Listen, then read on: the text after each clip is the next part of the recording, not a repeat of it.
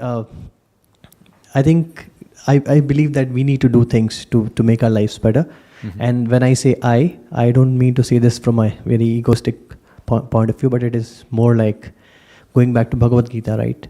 Which primarily focuses on your actions. The outcomes are not in your hands, but you still have to act. I mean, which could also mean coming to this session, for example, try to seek something more, in your life. How do you kind of relate this, because I know there's a disconnect between, how I may be thinking and what you just said. How do you relate to this concept? Because unless we do things, how do we expect things to become better? We talk about passion, commitment, fire in the belly to get things done. So how do you kind of relate this? Yeah. So the attitude, because non-doership doesn't mean not doing anything. That's often, because of the words non-doership, it can easily mean, I have to stop doing and just sit still. What it refers to is our attitude to what is happening. So in life, the person is going to continue to function. So the non-doership is an attitude of seeing what is happening as a happening and not my doing. So acceptance doesn't mean to accept and then not to act. Acceptance means, in a particular moment, I accept that this is destiny in this moment, but I also accept that it could be my destiny to act to try and improve the situation. Right? Where if we think that acceptance is to accept and not act, that might be a belief that is somehow getting in the way of our natural functioning.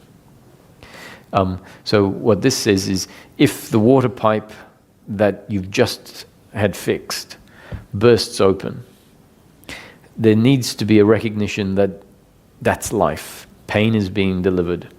You paid a lot of money to fix the water pipe, and now it's burst open again. So pain, and understand my happiness is not to be found in pleasure, pleasure, pleasure, pleasure. And then that doesn't mean you sit there looking at the water pipe zen, like thinking that acceptance means seeing the water flow out for the rest of your life. With the acceptance that in this moment there is pain, not what I would like, you then function according to your makeup and do whatever you can to improve the situation, knowing that the outcome is not in your control. What tends to happen is we do what we can to improve a situation, but we remain attached to the outcome. And so when the outcome doesn't happen, we are in resistance to the fact the outcome hasn't happened. So this is saying, no, your biological intelligence is going to try and fix a situation. And so it should. Just don't be attached to the outcome. So this means if you see a beggar on the street, acceptance is, I accept it's their destiny, but I also accept that in the next moment it could be my destiny to give them some money. And in the same vein, we see a beggar on the street, we accept it's their destiny, and we might see that we don't give them money in that instant, and there's an acceptance of that. So hopefully that makes it clear that this is not saying that you shouldn't aim to improve your life. You will function according to your makeup, and you'll be able to try and improve your life as best you can, and the outcome is not in your control.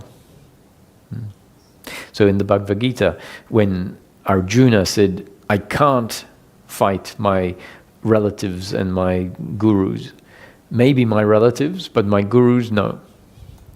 And Krishna's response to him was, you are a warrior, meaning you've been designed by life as a warrior. You must fight. You will fight because that's your design. That's your makeup. Yeah. So you will act.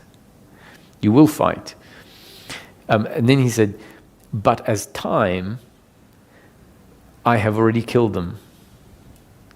So it means you aren't the doer of the fighting. You are the instrument through which me as time, meaning the story of life, I've already killed them. Right? So the outcome is my doing, not your doing. So you will act, but the outcome is not in your control.